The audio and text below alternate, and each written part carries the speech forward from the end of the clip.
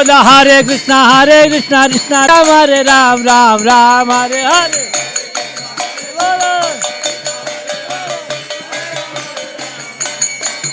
बोला हरे कृष्णा कृष्णा कृष्णा हरे हरे, हरे राम राम राम हरे हरे हरे।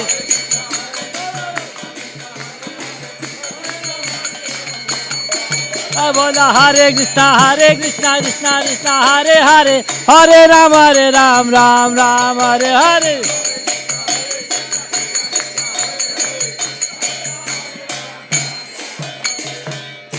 गोविंद जय जय गोपाल जय जय गोविंद जय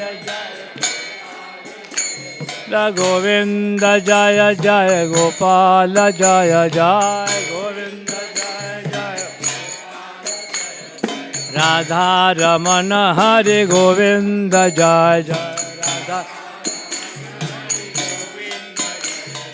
राधा रमन हरे गोविंद जय जय गोविंद जय जय गोपाल जय जय राधा रमन हरे गोविंद जय जय गोविंद जय गोपाल जय जय राधा रमन हरे बोल गोविंद जय जय गोपाल जय जय राधा रमन हरे गोविंद जय जय गोविंद जय जय राधा रमन हरे बोल गोविंद जय जय गोपाल जय जय राधा रमन हरे गोविंद जय जय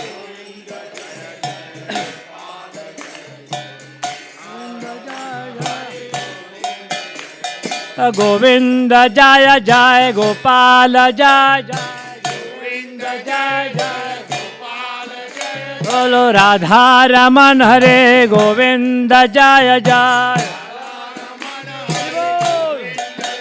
बोलो गोविंद जय जय गोपाल जय जय गोविंद जय जय बोलो राधा रमन हरे गोविंद जय जय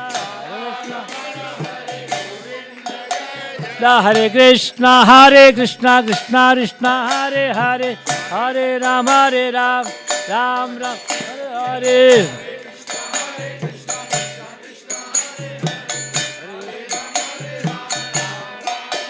बोला हरे कृष्णा कृष्णा कृष्णा हरे हरे, हरे राम राम राम हरे हरे। हरे वो चारे हनुमान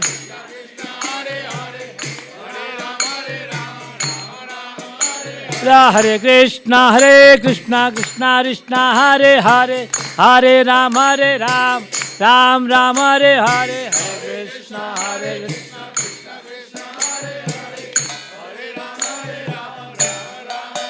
बोला हरे कृष्णा कृष्णा कृष्णा हरे हरे, हरे राम राम राम हरे हरे।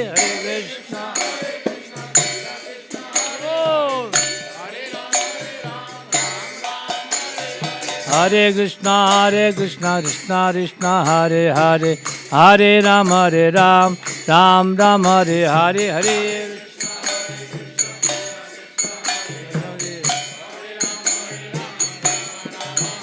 बोला हरे कृष्णा कृष्णा कृष्णा हरे हरे, हरे राम राम राम हरे हरे। हरे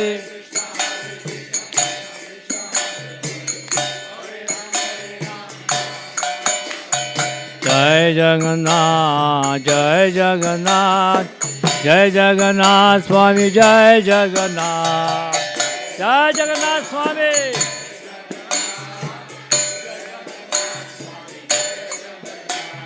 जय बलदेवा जय सुभद्रा, जय बलदेवा जय सुभद्रा, जय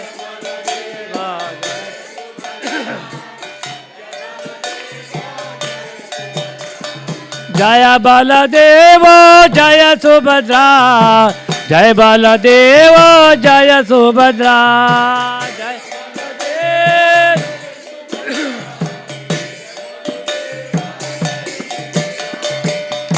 जगन्नाथ स्वामी नयन पथगामी भवतु मे जगन्नाथ नयन पथगामी भवतु मे जगन्नाथ स्वामी नयन पथगामी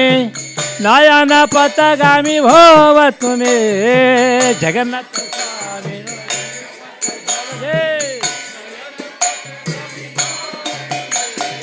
जगन्नाथ स्वामी नयन पथगामी भवतु मे जगन्नाथ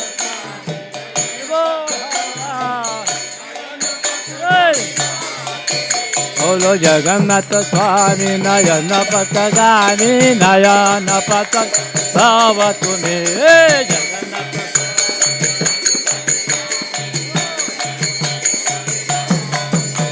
हरे कृष्णा कृष्णा कृष्णा हरे हरे हरे राम राम राम हरे हरे हरे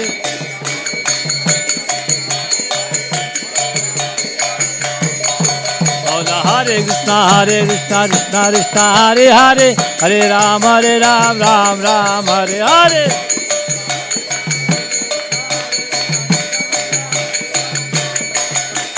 हरे कृष्णा कृष्णा कृष्णा हरे हरे हरे राम राम हरे हरे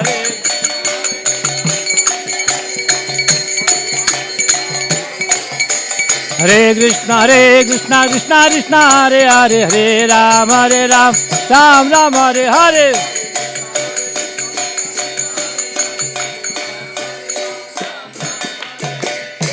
निताय गौरांग जय निताय गौरांग जय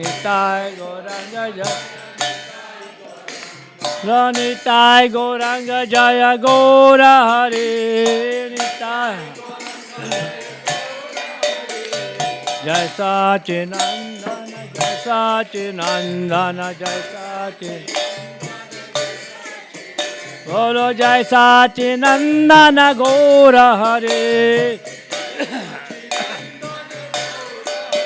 जय निताय गौर सुंदर जय निताय गौर सुंदर निताय गौर सुंदर जय निताय गौर सुंदर निताय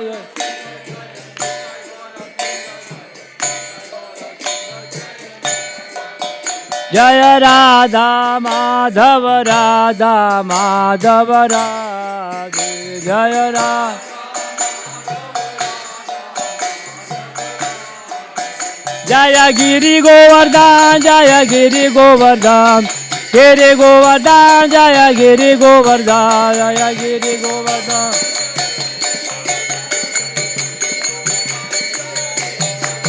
निताय गौर हरि बोल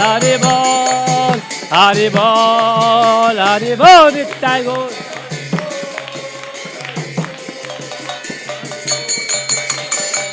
जय जय प्रभुपाद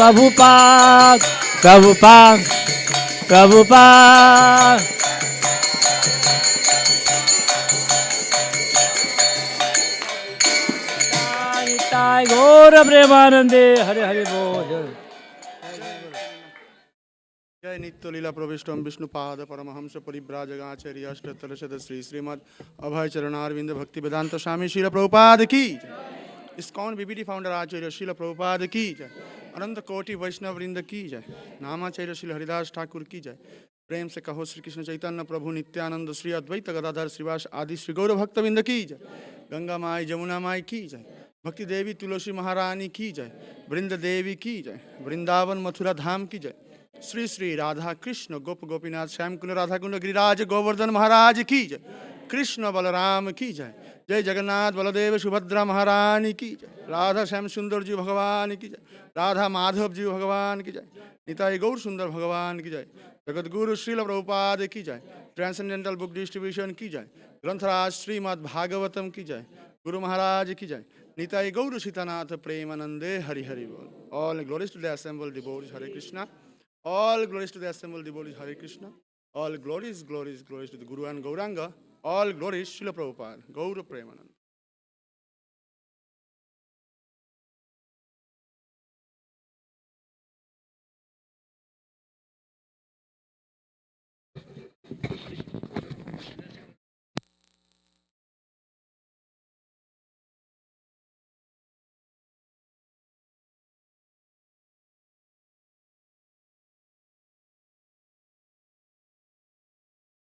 नमस्ते नरसिंहाय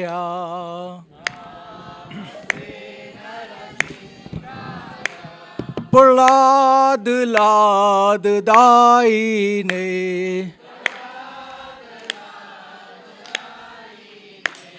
हिरण्याकाशी पूर्वक्षः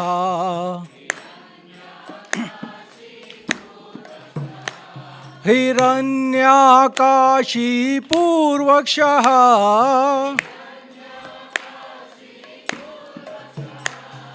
शिलटंका नखालाए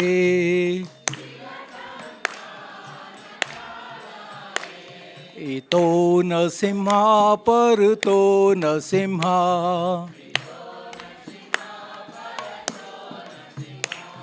इतो नरसिंहा परतो नरसिंहा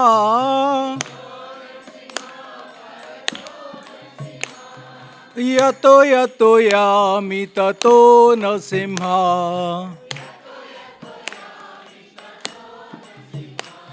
बहे नरसिंहा हृदये नरसिंहा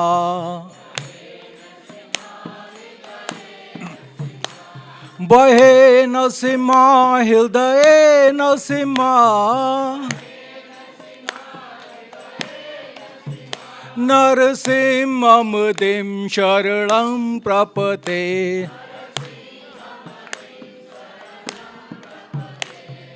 तब कर कमल बहे नखा अद्भुत श्रृंगार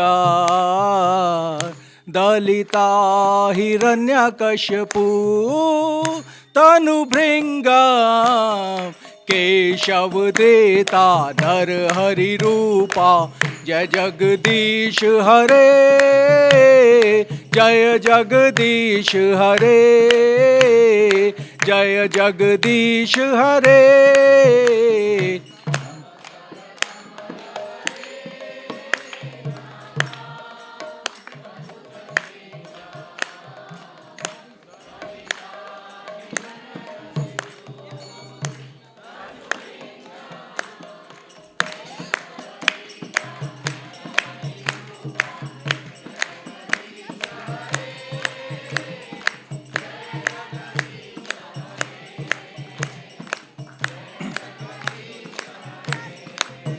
जय नरसिंहदेव नरसिंहदेव नरसिंहदेव जय नरसिंहदेव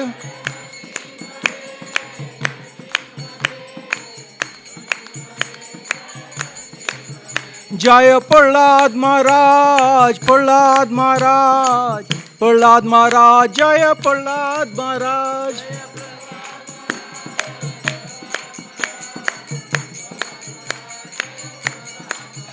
जय जय प्रभुपाद प्रभुपाद प्रभुपाद जय जय प्रभुपाद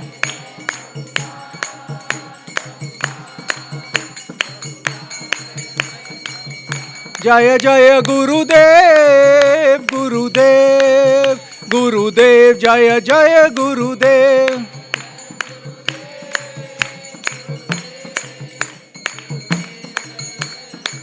निताय गौरा हरि बोल हरि बोल हरि बोल निताय गौरा हरि बोल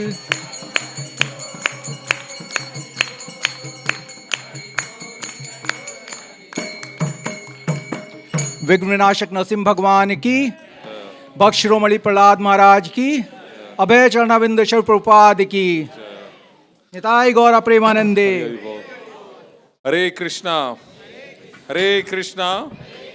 Krishna Krishna Hare Hare Hare Ram Ram Ram Hare Hare. So welcome everyone to ISKCON Baltimore, the abode of Nitai Gaur Sundar, Jagannath Baladev Subhadramai, Giri Govardhan, and the most mesmerizing Shri Radha Madhav. First, I'd like to thank you Pujaris for dressing DT so beautifully. You can loud Haribol for them, please. Today's Prashadam cooking is at Panchtattva Prabhu and Govind Prabhu. So loud Haribol for them, please. Today we have no sponsors, so Jagannath is sponsoring his own feast. If you like to inspire, you can always come and talk to Adokshar Prabhu and sponsor the feast. You're more than welcome for that. Upcoming program this Tuesday is a very special Ekadashi called Pap Mochan Ekadashi. Pap Mochan means which delivers you from all the sins. So if you follow Ekadashi, try to follow really sincerely, abstain from grains, beans, tea, coffee, everything, and you see how much blessing you get from Ekadashi. This Tuesday is there. On the 6th of April, we have a Ram Navami festival, appearance Dev Lord Ramachandra. So please all be part of that celebration for that one. Oh, Haribo! Thank you so much, Prabhuji, for sponsoring. So Jagannath always finds his devotee anytime for that. So thank you, Prabhuji. Appreciate that. Oh, I should move around in merry-go-round. Okay. So now we'll have a... Thank you, bro. Thank you. So, so now we'll have a... also, everybody knows when your Rath Yatra festival is? May 31st. We're going to be putting a banner there, everybody. So please let's get inspired for that one. It's a wonderful festival in downtown Baltimore festival. So please remember the date 31st of May. We'll need a lot of help, 30th, 29th, and we'll enroll all of you guys. Now we'll have a quick drama for Jagai Madhai. So please, our Sunday school kids will be sponsoring. So not sponsoring, they'll be doing that. So this wonderful festival, please watch and... Mataji?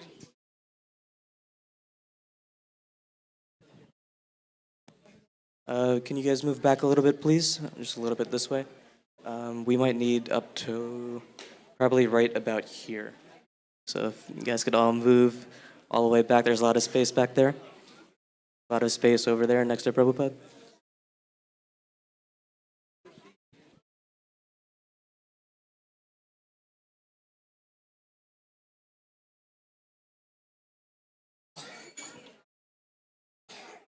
Okay, so everybody quiet, please.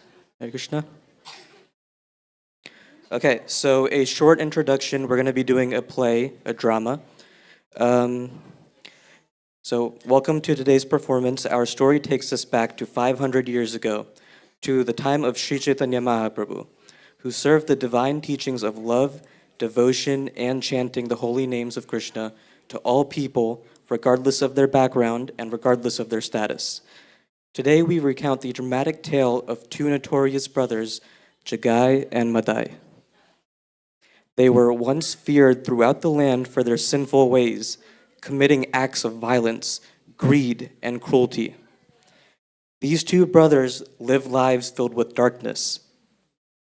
But this is not a story of crime and punishment. It is a story of mercy, transformation, and boundless compassion of Sri Chaitanya Mahaprabhu.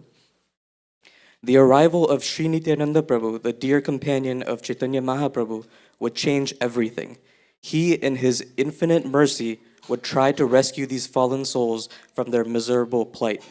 This tale is a reminder of power of divine love, the mercy of the holy name of Lord Sri Krishna, and the possibility of redemption, no matter how deep in sin one may be.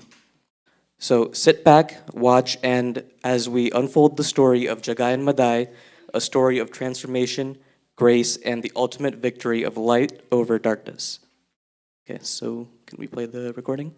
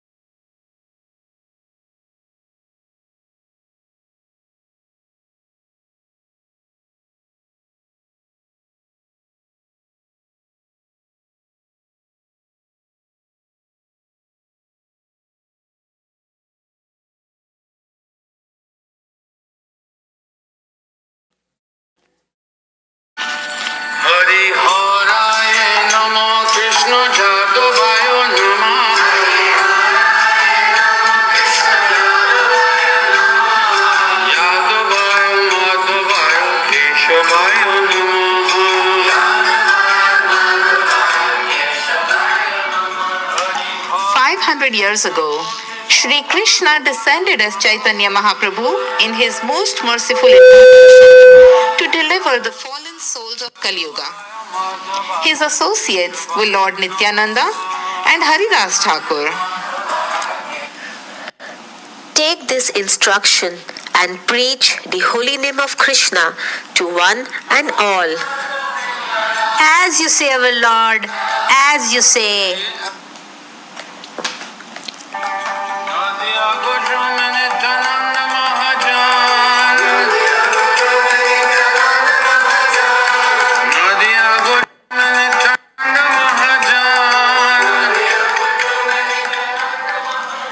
The two great devotees eagerly set forth and began to knock on each and every door with the request, please chant Krishna's name, worship Krishna, and teach others about Krishna.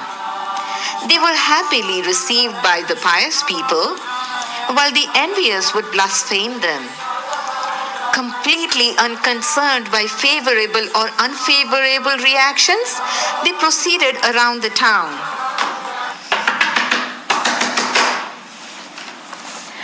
Please chant the holy name of Krishna. I have no time. I have to maintain my family. You don't have to stop maintaining your family. You just have to chant Hare Krishna. Hare Krishna, Hare Krishna, Krishna Krishna, Hare Hare, Hare Rama, Hare Rama, Rama Rama, Hare Hare.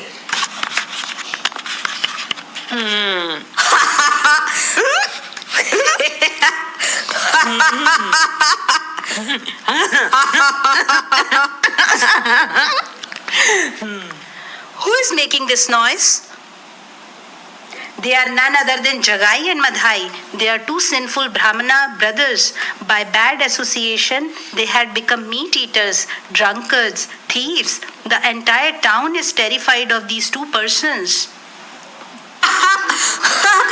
Why are you looking at me? I will break your neck. You are not my brother. Drink, drink, eat meat, be merry. I am God, and everyone is God. Don't take it from me. Have you stolen from this home lately? Let's go. Who are these two foolish people, Vaishnavas? Why are you here? Let's teach these fools some lesson.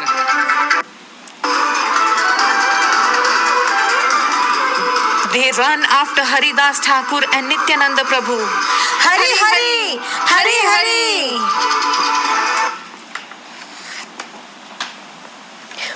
What's the news of today's preaching?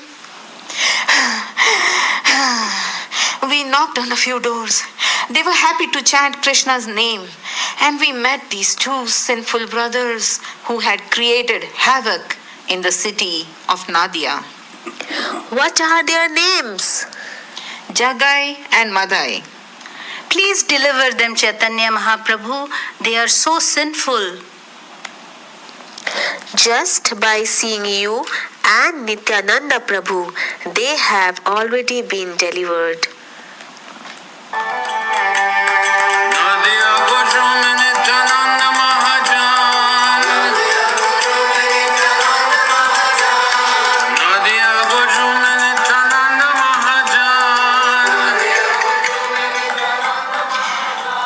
Again you Vaishnavas are here? Wait and watch. We will teach you a lesson today. Don't hit him. He is a sannyasi. He does not listen.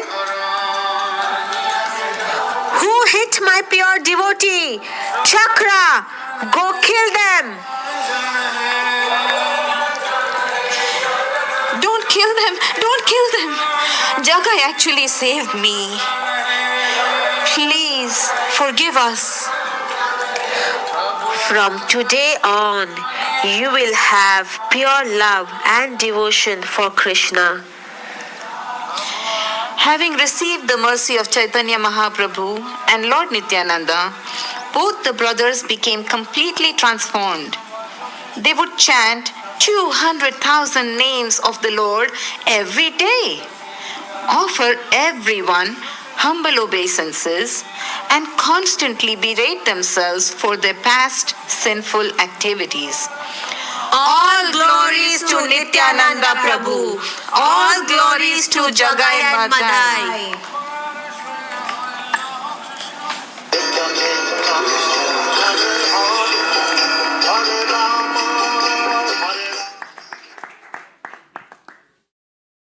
Okay, so come back out, guys. All of you come out.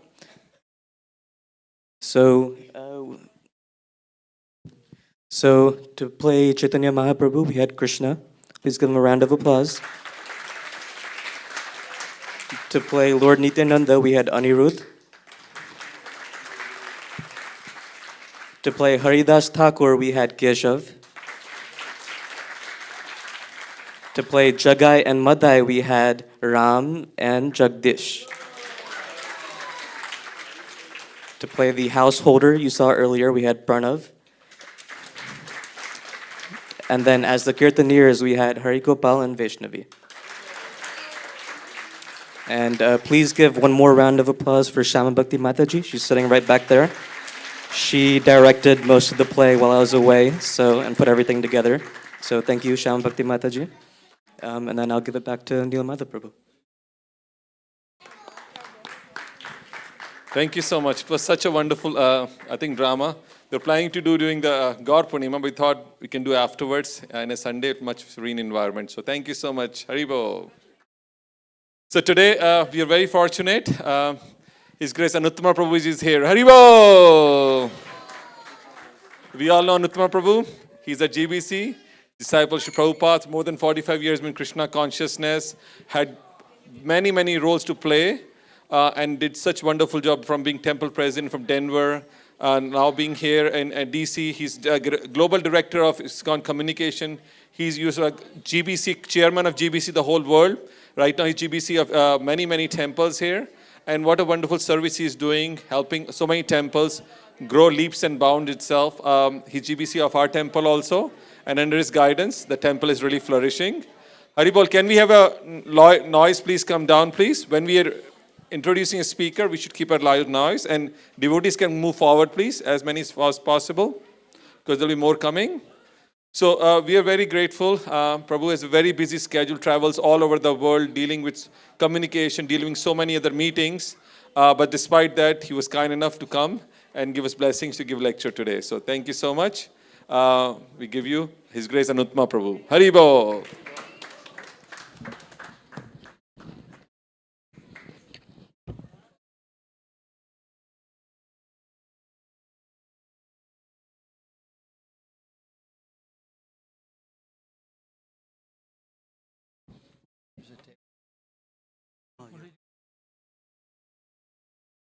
Anybody coming for the first time here? No one? Okay, perfect. Thank you. Oh yes, Hare Krishna Prabhu. What's your name, Prabhu? Dharamveer Prabhu. Loud Haribol Dharamveer Prabhu. Thank you so much.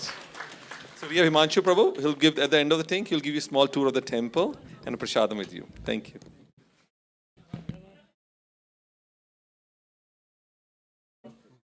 Glass, not a plastic bottle.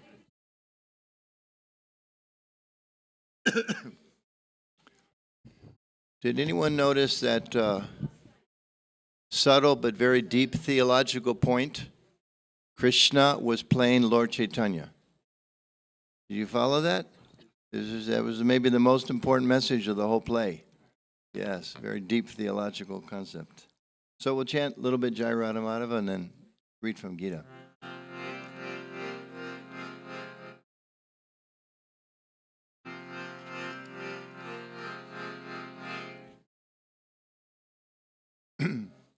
This is the newest harmonium in the temple? Okay, but it looks better. I'll play this one, but maybe you should look for someone who wants to get Radhamadhava a nicer harmonium. Anytime it goes, shouldn't go like that. It should last. He's going to play loud enough drum, nobody will notice. Jai Radha Madhava Kunja Bihari.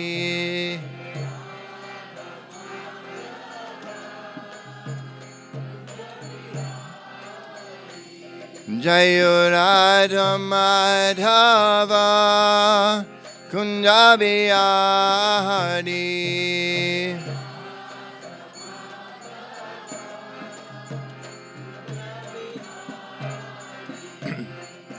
Gopi Jana Ballava Girivardhari.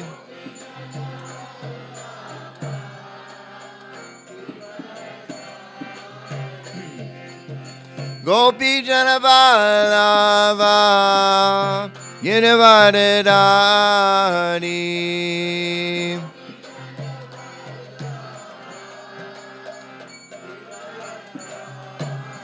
Yashodanandana Brajajana Ranjana.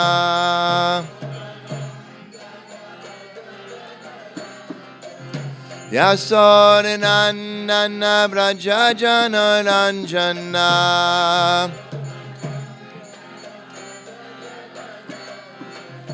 Yamuna Tiravanachari.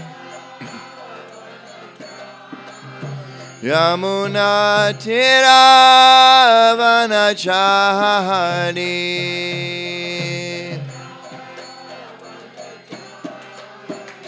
Jaya Radha Madhava Kunja Bihari.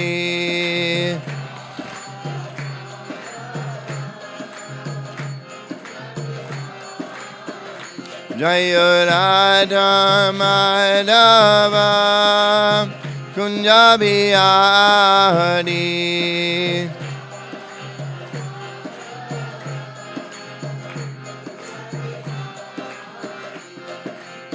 Hare Krishna, Hare Krishna, Krishna Krishna, Hare Hare, Hare Rama, Hare Rama, Rama Rama, Hare Hare.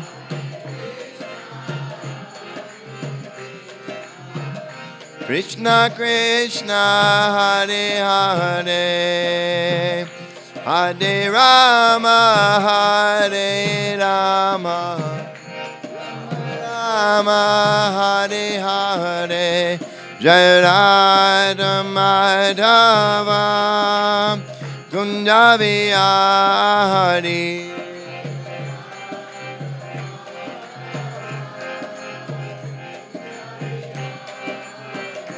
Jaya Radha Madhava Kunja Bihari.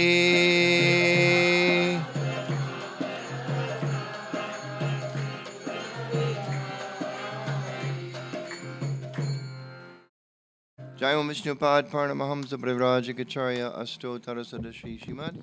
His Divine Grace A.C. Bhaktivedanta Swami Srila Prabhupada Ki Jai. Jai Om Vishnupad Paramahamsa Pravrajagacharya Asto Tarasada Shri Srimad. His Divine Grace Srila Bhakti Siddhanta Saraswati Goswami Maharaj Prabhupada Ki Jai. Shri Shri Radha Madhava Ki Jai. Shri Jagannath Shri Baladev Srimati Subhadra Maharani Ki Jai. Shri Shri Gauranitai Ki Jai. Samaveda Bhaktivedanta Ki Jai. Gaura Premanandi Hari Hari Bo. All glories to the assembled devotees. All glories to the assembled devotees. All glories to the assembled devotees.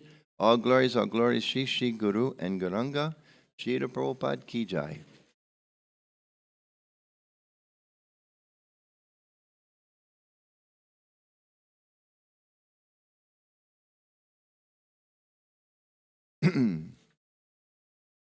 Hare Krishna. So it's nice to be back here in Baltimore. I haven't been here for some time. I was in India for about 2 months. Took a side trip to Kazakhstan. How many of you have been to Kazakhstan? How many of you know where Kazakhstan is? Okay, that's good. Kazakhstan is a very interesting place because it's a was formerly part of the Soviet Union. It's been an independent country for many years, just south of Russia. But it's a place that ISKCON has had a presence for many years, and about, at this point, 20 years ago, there was some serious problems there because they actually tried to seize the temple property. They bulldozed a lot of devotee homes. There was a village nearby. The temple had a farm. And they literally bulldozed, I think, about a half a dozen of the houses.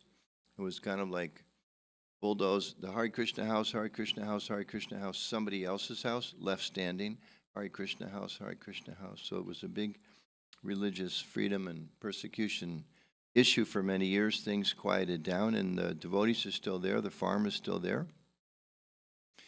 They have, I think, 100-some acres of land and many cows and a nice little temple and very sincere devotees. And it's very interesting to see how Krishna consciousness, it's Lord Chaitanya. We're hearing Lord Chaitanya's pastimes, and one of his famous expressions or predictions that my name will be heard in every town and village. So that's slowly unfolding before our eyes, and we're actually very fortunate to be part of that.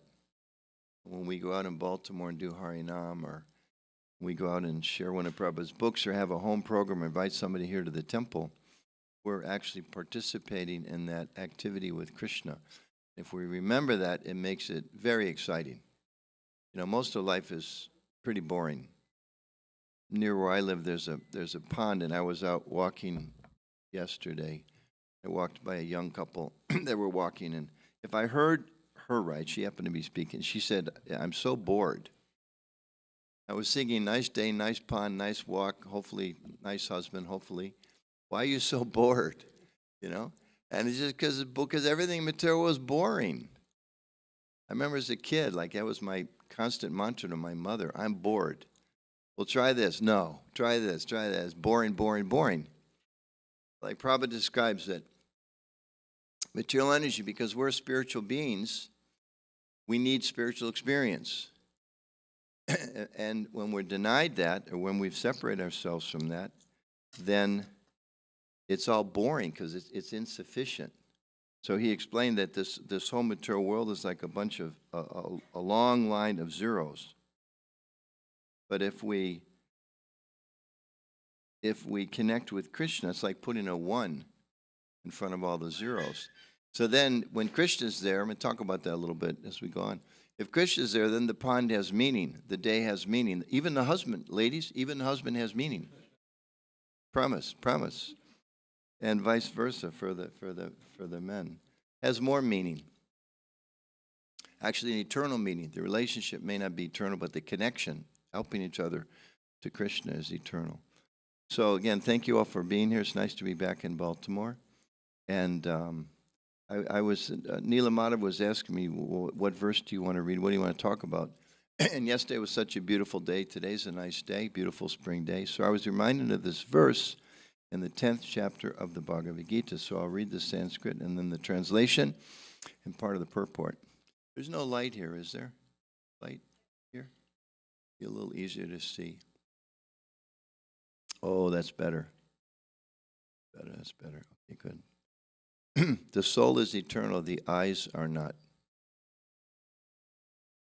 Brihat sama tata samnam Gayatri chandasam aham Masanam margo sirshoham Ritunam kusuma karaha. Krishna is speaking to Arjuna. Of the hymns, I am the Sama Veda. I am the Brihat Sama. And of poetry, I am the Gayatri. Of months, I am Marga Shirsha, November, December, not necessarily November, December in Baltimore. So, and then what do you want to talk about today? And of seasons, who knows, what does he say? I am the flower-bearing spring, which we see all around us now, right? We are in the middle of the, well, 3 days into the flower-bearing spring. And in this area, Baltimore, D.C., lots of flowers. So spring really kind of connects with this. I'm just going to read the part of the purport Prabhupada talks about this section of the verse. Last paragraph, Prabhupada writes, the month of November, December is considered the best of all months because in India, Grains are collected from the fields at this time, and people become very happy. Of course, spring is a season universally liked because it is neither too hot nor too cold, and the flowers and trees blossom and flourish. In the spring, there are also many ceremonies commemorating Krishna's pastimes. Therefore, this is considered to be the most joyful of all seasons, and it is the representative of the Supreme Lord Krishna. Jai Namo Vishnu Padaya Krishna Madhistaya Bhutale Srimati Bhakti Vedanta Swamini. Namaste Saraswati Devi Gauravani Pichanine Nivasesha Shunyavadi Pastatadhistate. So, as Prabhupada writes here, almost everybody likes the spring. It's a beautiful season. The cold goes away. A little cool here in the mornings, but the cold pretty much goes away. The trees blossom so much. There's so many flowers. It's nice to be outside, right? Some other months it's not so nice to be outside. Of course, anybody sitting here or has a friend or family member who suffers from allergies, right? Sometimes you say to people, isn't spring wonderful? And, I don't know the numbers. 1 out of 10 will say, no, it's horrible. I hate the spring because the pollen bothers them. So the mixture of happiness and distress in the material world. But for most of us, spring is a very nice season. And here in this verse, Krishna is explaining that the springtime, the flowers, particularly the flower-bearing spring, it represents him, as Prabhupada says. So I wanted to explore that a little bit. What does that mean to us? How are we supposed to deal with the spring, or the summer, or the fall, or the winter? I remember we're planning I think it's our 28th or 29th annual Vaishnava Christian Dialogue in Washington, D.C.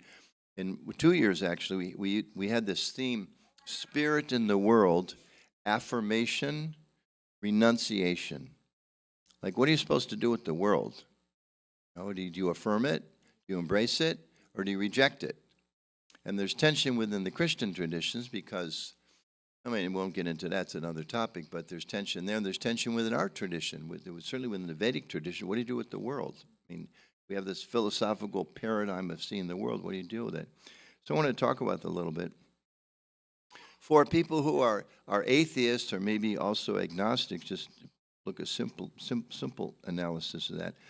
They would say, well, there's really no explanation of why anything is here. Maybe there was a big bang, or there's different type of material forces at work, but there's no particular reason behind it. It just is. It just is, and enjoy it. If you have pollen problems, well, take some shots and try to enjoy it anyway. But just enjoy it because it's here. It smells good to smell the flowers, and it looks pretty for your eyes, and the sound of the birds chirping, and you can touch the trees and lay in the grass again. Our sensual perception of it is good. So just don't ask questions. Just take advantage. Of course, we have reasons why we don't accept that, but it's one way of looking at things.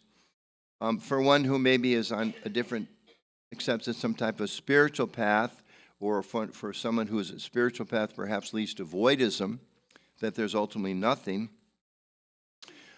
they'll see spring as a distraction from what we really, I don't want to think about the birds, I don't think about the flowers. The materialistic person says, hey, the flowers are beautiful, take advantage of it, enjoy it while you can, whatever. First day of baseball season, hooray. We lose every year, but first day, hooray, right? So the voidist will say, no, it's a distraction, it's an illusion, it's taking us away from the reality that we're meant to perceive, and we have to overcome it.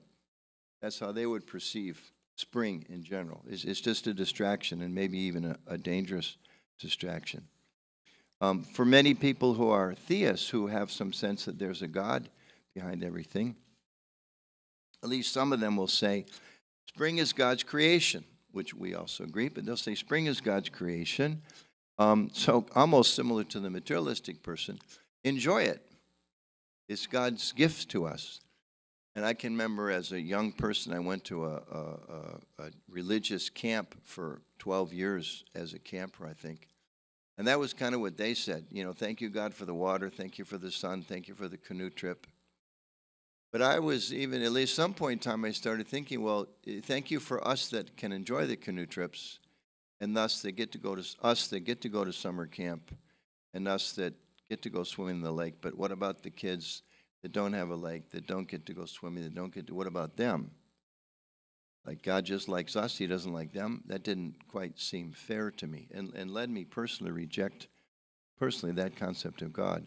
But they'll say enjoy it. He's made this place for us. He's given it to us. Enjoy it fully. And of course, that leads to a lot of people to think, well, he must not be a very nice guy, because he certainly discriminates. He certainly discriminates in terms of the way he kind of passed around the opportunities that are here.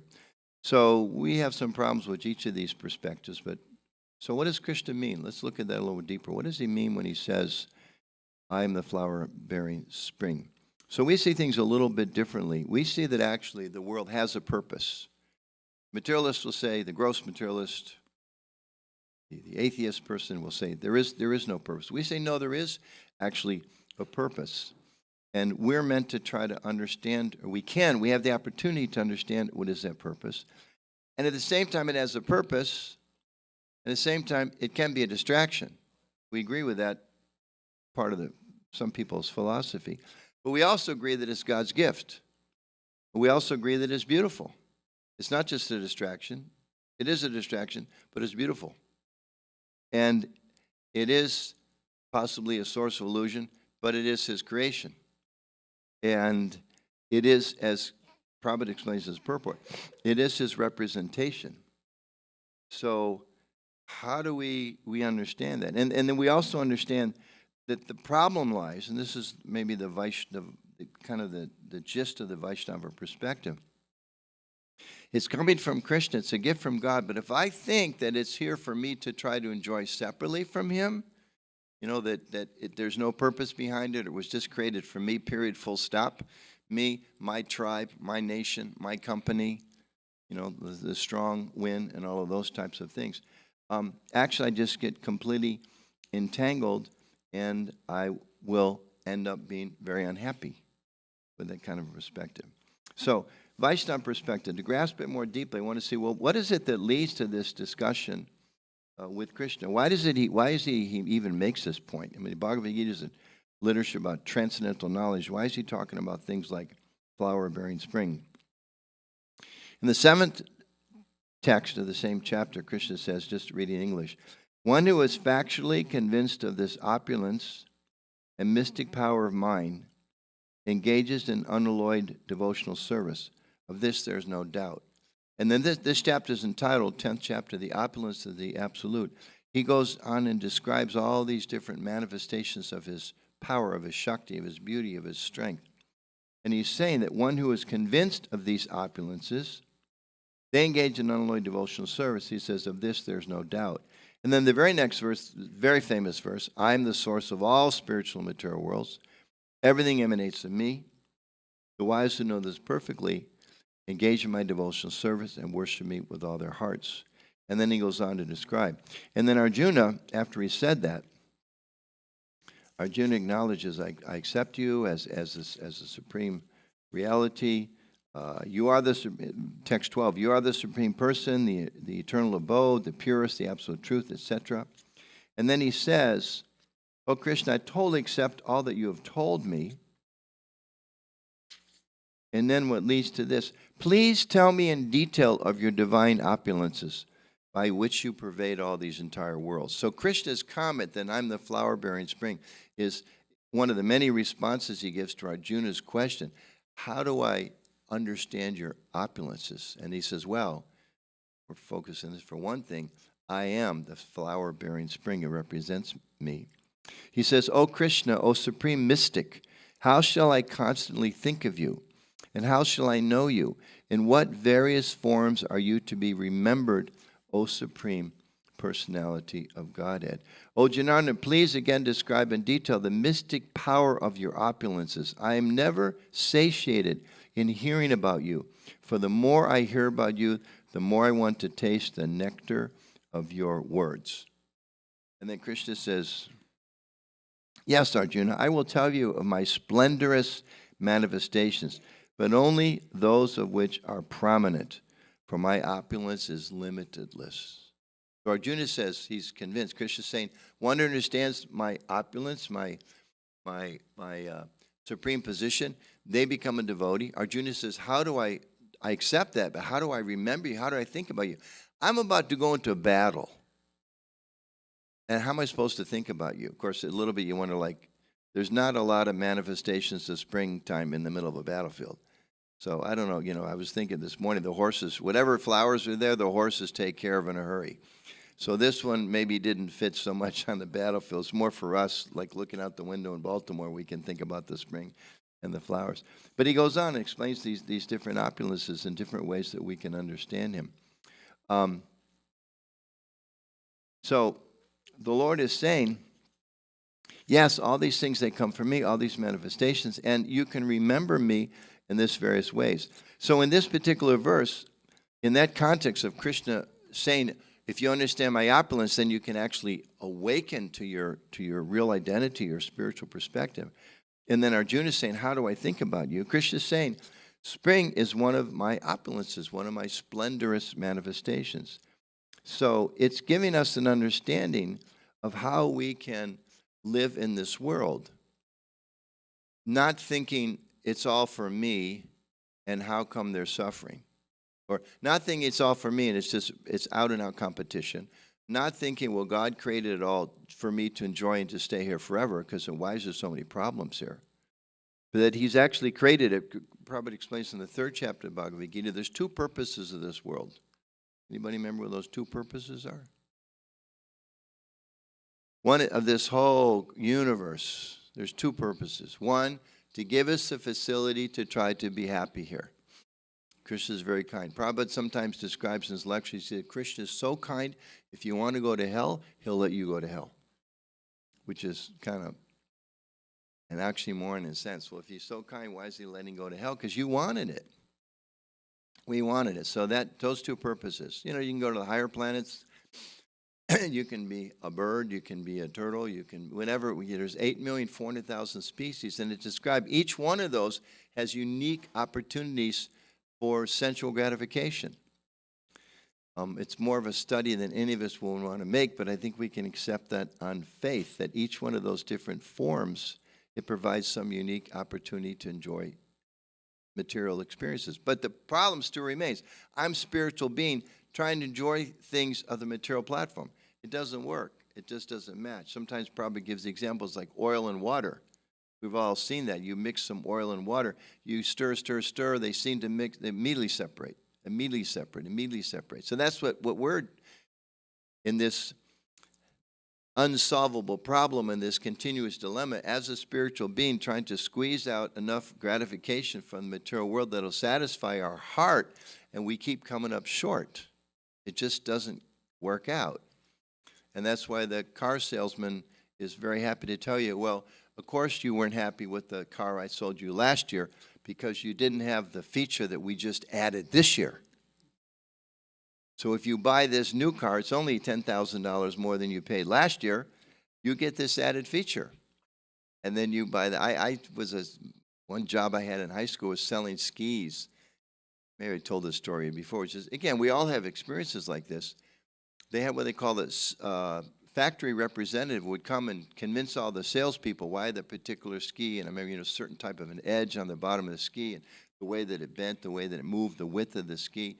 So as a kind of a young and naive salesman, my first year, I memorized all this stuff, and I'm convincing all these people, you got to buy this ski. This is the best ski, and compared to the other one, it's not very good. It's because of the edge and because of the width, and made it through the season. And the next year in August, anticipation of the next, the factory rep came back and told us all why last year's ski was junk. But this year's ski is really good. And I remember thinking, but wait a minute, I told all those people last year that this ski was going to make their life happy.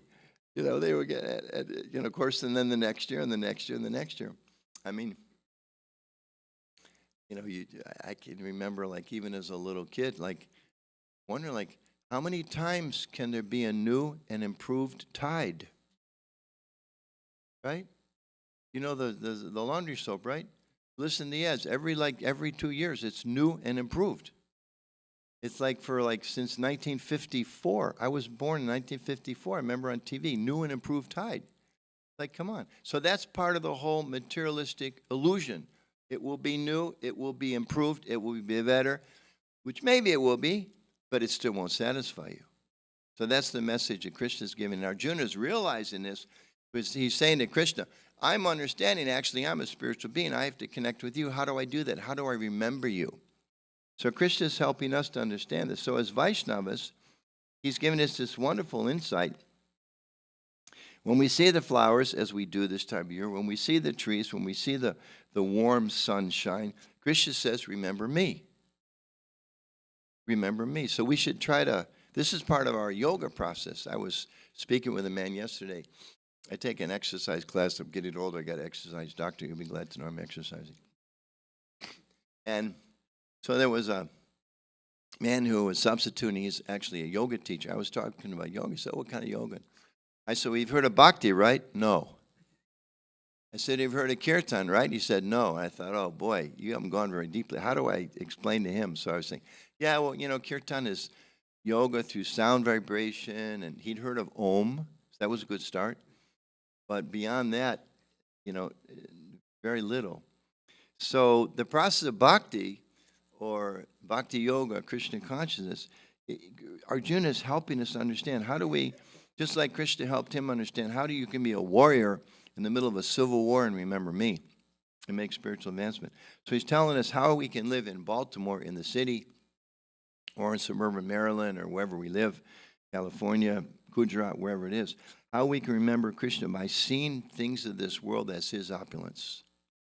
By having these things remind us, by understanding that the spring, it represents him.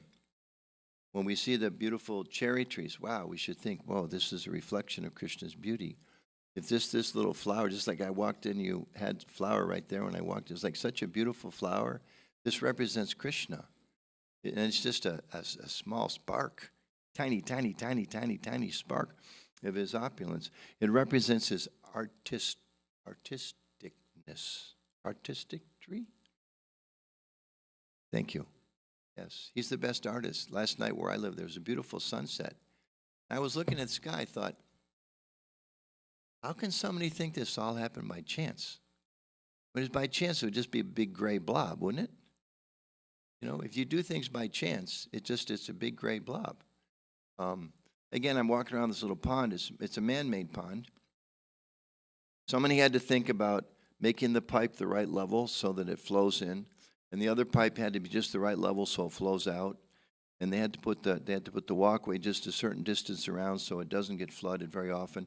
And the bridge is a certain height and a certain weight so it can carry. A lot of thought went into just one tiny little, 2-acre pond. I was thinking, how foolish. So much planning has to go into this little 2-acre pond. But this beautiful sunset, it's more magnificent than any human being can create. And it's just, from Rockville, Maryland. It's not the most significant place in the world. But still, we get to see it. So what kind of artist has designed all this? Who is the artist behind that? So these are the ways that we should try to think of Krishna, remember that, and be as inspired by that. And actually, part of the inspiration is then to want to know more about who is this person behind it all. If there is, as Bhagavad Gita claims and as our acharyas claim in other scriptures, if there is a person behind it all, if there's a person that, the pond example, I was just walking through a little wood. There's like beautiful flowers in the middle of a bunch of weeds that nobody's going to see. I saw them, but nobody else can see it. But who put these flowers here? Well, it all happened by chance. Okay, happened by chance. Just like the sunset happened by chance. The sun comes up right on time every single day. Do the traffic signals between where you are and work come up every single day perfectly? When I drove up from D.C. today, a lot of thought went into that highway. It didn't stop the accident. It didn't stop the traffic jam. It almost stopped me at 6 miles an hour. Okay? But the sun comes up right on time every single day for millions of years. Come on. It happened by chance? That's ridiculous. It's illogical. So understanding that there's some designer there, there's some design. So to better understand who's the designer, and then as we understand to awaken, I have a connection with this designer, because the designer also designed me. And not only do I have a connection with Krishna, the designer, but he wants my connection to be reawakened. It's like, huh? Like, you get a phone call, you won the lottery. Huh? Me? I won the lottery? It's like, we win the spiritual lottery. We're winners. Like, hello, you won. You have an eternal life. Wow, you don't die. You have a person who has a relationship with you that will never cheat you, never lie to you, never mistreat you, never abuse you, never leave you, never abandon you. That's the philosophy of the Bhagavad Gita. The Paramatma's there. You may have done, all of us may have done, we've all done some bad things in our lifetimes that at least one or two people in our lives got very upset, maybe even broke off the relationship. Maybe your mom quit talking to you for like a few days, or your wife, or your husband. Or maybe your professor just said, you're out of my class. Or maybe your neighbor, moved out of town because they're whatever. We've all done things like that that have caused other people to say, that's the end of this relationship. Marriages break, very common in this day and age. Relationships break. But Krishna never breaks his relationship with us. According to Bhagavad Gita, according to the Isha Upanishad and other Upanishads, he doesn't break that relationship. So that's like the lottery that we've won. That's the opportunity we've won. And Krishna's helping us understand how we can strengthen that relationship, reawaken that relationship, and realize that if there's so much opulence, when we walk out the door, we should control our minds. The mind wants to think, oh, I got so much work to do. I got so many problems. It's Monday, tomorrow, blah, blah, blah. The mind wants to think about so much trash, actually. Trash.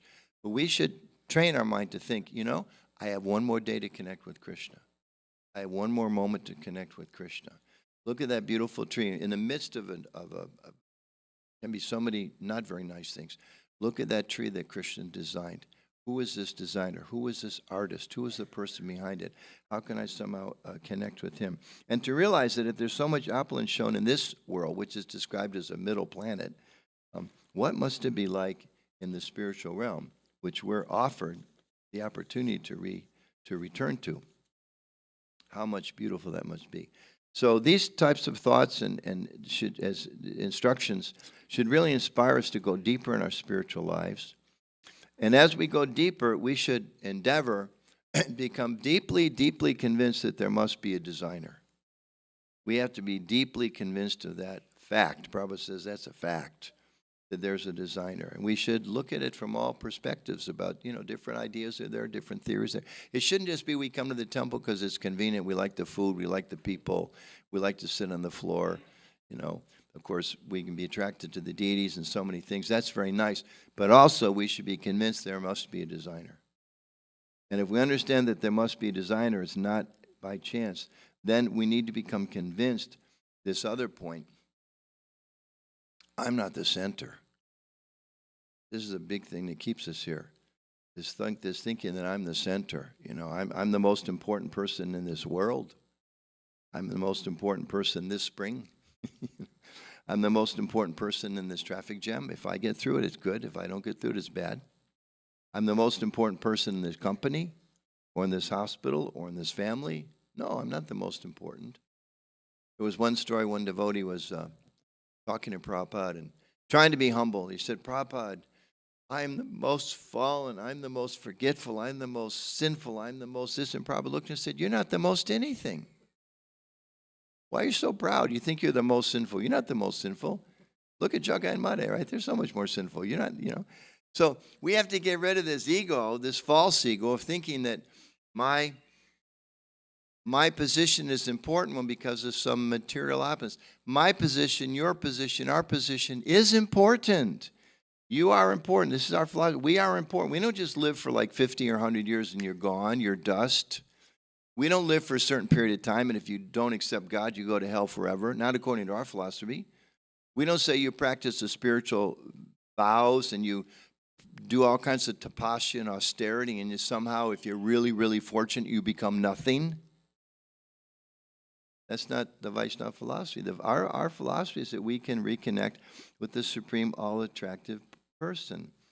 And as such, understanding that there's a designer, that I'm not the center of the world, that my fulfillment, my connection comes when I connect with Krishna, when I connect with the supreme designer and artist behind it all. And then that should motivate us to become a little more serious about our spiritual practice and to try as best possible, little bit by little bit, giving of ourselves, giving of our energy fully to the Lord to be his instrument. And Prabhupada gives this example, and I always thought it was so interesting. Why does Prabhupada give this example? He says, in one way, shape, or form, that the excitement and the happiness that the devotee feels when they experience Krishna, he says it's not unlike when young boys and young girls are attracted to each other. And I was kind of thinking about that, like when or even older people this day and age, but there's this passionate sense of attraction and anticipation and expectation and illusion. They're going to be everything that I wanted them to be. This person's going to fulfill all of my desires. He gives that example because the level of intensity of feeling that's the closest thing to compare to what actually a devotee experiences in their relationship with God. But it's described, it's much, much better. It's described, we've all heard, the pleasure of the material world is like the water in the footprint of a calf. Not a lot of calves in Baltimore. Any calves nearby? Pretty small footprint though, right? Everybody go to Gita Nagari, check it out, the size of a footprint of a calf. Compared to the ocean. So no comparison. So in this verse, it's giving us this insight, particularly on spring and the flower-bearing spring. But everything, again, we read the Bhagavad Gita, the sun is coming from Krishna, and the moonshine is coming from Krishna. Our ability to see is coming from Krishna. Our ability to hear is coming from Krishna. Our ability to walk is coming from Krishna. And when we see like that, when we actually realize, like this woman I mentioned earlier who was saying, I'm so bored. But when we actually understand, my ability to walk around this pond is a gift from God. My ability to see the birds flying through the trees is a gift from God. The scent of that flower is a gift from God. The way the trees come out in the spring every year, it's a gift from all of a sudden everything, it's kind of like, again, the boy-girl relationship. Gosh, he gave me a ring in the morning, and he gave me a bracelet in the afternoon, and he gave me a necklace in the evening, and wow, what a relationship.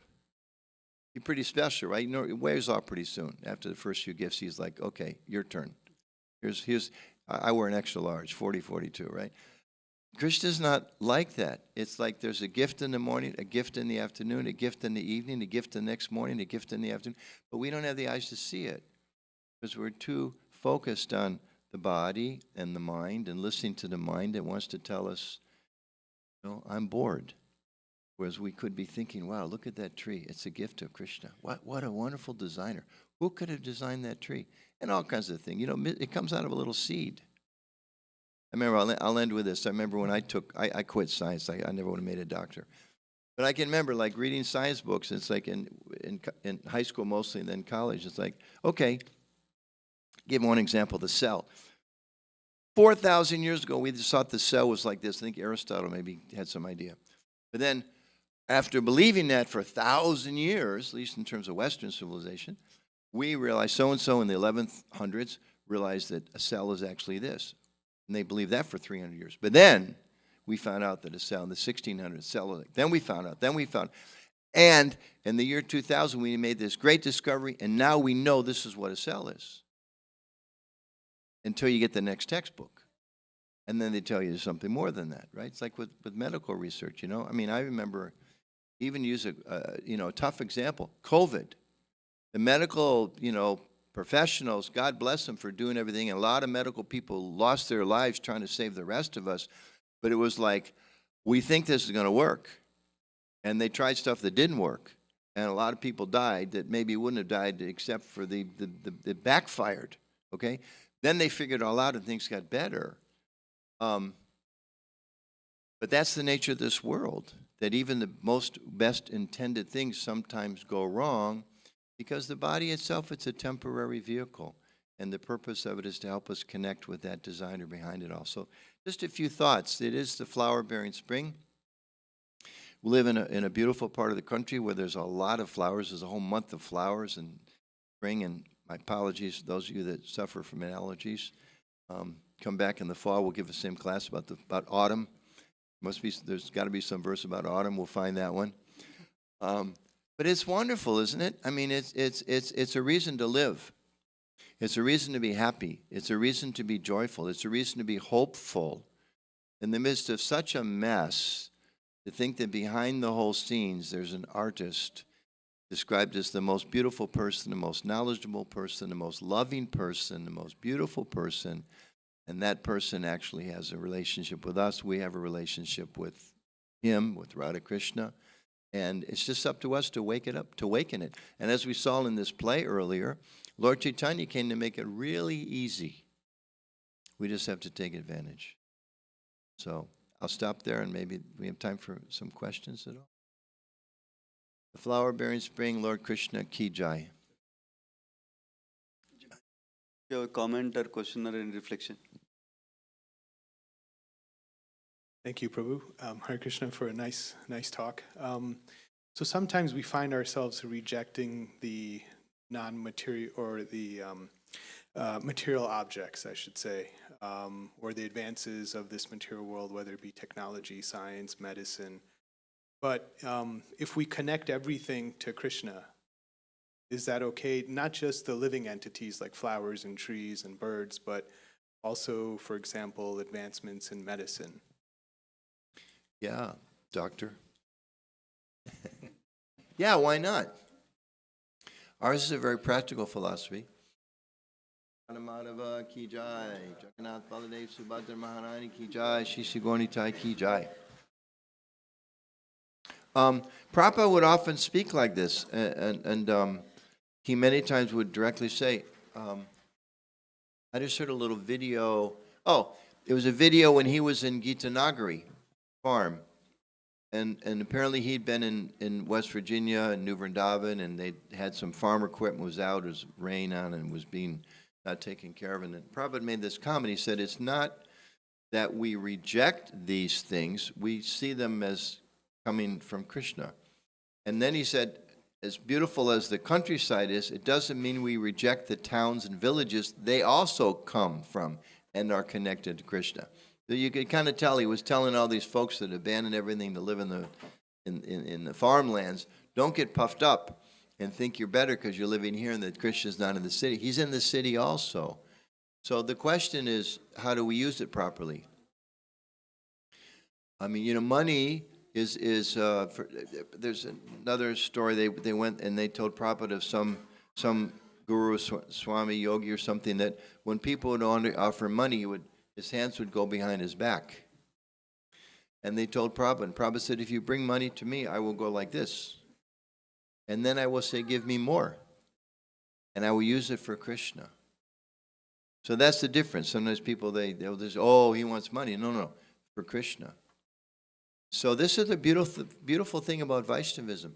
We use our medicine to take care of people, understanding that if they're healthy, there's an opportunity. Well, we should keep them healthy anyway, but also there's an opportunity for them to understand God. They have a life, they have a body, they have a mind that can help them understand God. Whatever we have in this world, I mean, I really believe deeply. Prabhupada said many times, if 3% of the population become Krishna conscious, or 5%, or some, the whole world would change. I don't think that means that all the doctors and the lawyers are going to move in the temple and be brahmacharis. You don't have enough room for them anyway. I mean, I've seen you two eat. There's not enough room to feed you both. But no, and seriously, it means that the lawyers become Vaishnavas and they give the best advice they possibly can for a fair price. Means the used car salesmen become Vaishnavas, and they really think about, I want to get you the best car according to your budget and whatever is reasonable. It means the doctors talk to you honestly about your medical condition, and in partnership with you try to help you get better. It means the husbands honestly say to the wives, I'm a conditioned soul, I got a lot of problems, I need your help. And the wives say to the husbands, I'm a conditioned soul, I'm not going to fulfill every desire you've had, but I can be your partner, help you come closer to Krishna. And the politicians say, I am not the enjoyer of this world. I'm the servant of God, which means every single person in this country matters, and I'm going to do my best to satisfy their needs and sacrifice mine, etc. So I think that's really the essence of our Vaishnavism. You know, we condemn exploitation. We don't at all condemn other things of this world. Unnecessary consumption, we condemn because it becomes a big distraction. You know, I mean, we all need a car, but how many cars?